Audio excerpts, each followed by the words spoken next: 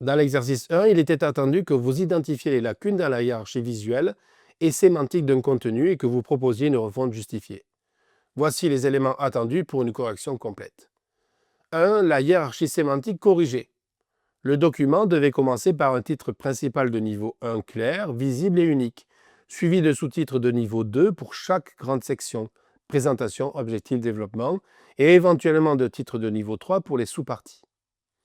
L'oubli ou la mauvaise utilisation des balises, par exemple plusieurs balises en H1, utilisation de H3 sans H2, paragraphe non groupé, devait être corrigé. Il fallait réorganiser le contenu et proposer un nouveau plan clair, lisible, avec une introduction synthétique, un développement segmenté et une conclusion. Les citations devaient être regroupées dans un bloc visuellement distinct. Les zones d'information secondaires devaient être placées dans des encadrés ou des sections visuellement différenciées.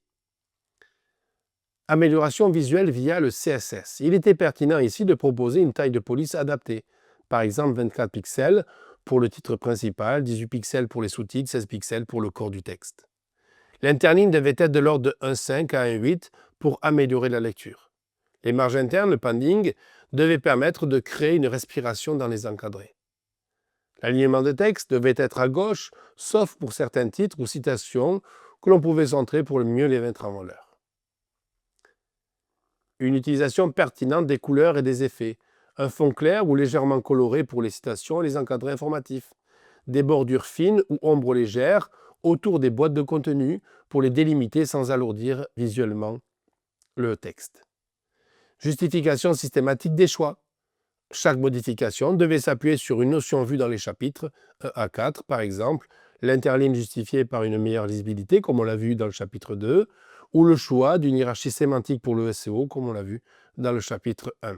Vous pouviez aussi proposer un résumé qui devait mettre en avant les améliorations obtenues, contenu plus lisible, structuré, accessible et visuellement équilibré. Voyons la correction de l'exercice 2. Cet exercice vous demandait d'analyser une situation où du texte déborde d'un conteneur, puis de proposer et de justifier des solutions. Pour l'analyse du débordement, une bonne réponse distinguait clairement les cas de débordement horizontal et de débordement vertical. Il fallait aussi contextualiser le rôle du bloc, s'il s'agissait d'un message important, d'un élément décoratif ou d'un simple libellé. La proposition de solution devait être adaptée, par exemple, à une troncature avec ellipse, efficace pour des titres ou résumés, mais peut nuire à la compréhension si le contenu est informatif. Un scroll vertical dans un conteneur, c'est pertinent si le bloc doit conserver une hauteur. Enfin, la réduction automatique de la taille du texte, qui est utile en dernier recours, car elle affecte la lisibilité. Il y avait le retour à la ligne conditionnelle, le word wrap ou word break, efficace si le texte doit rester lisible coûte que coûte.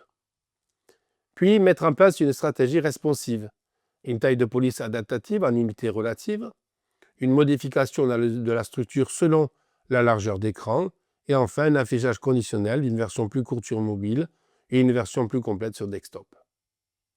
Enfin, pour l'analyse ergonomique, il fallait insister sur les conséquences pour l'utilisateur final, un défilement peu ergonomique, un texte illisible ou non compris.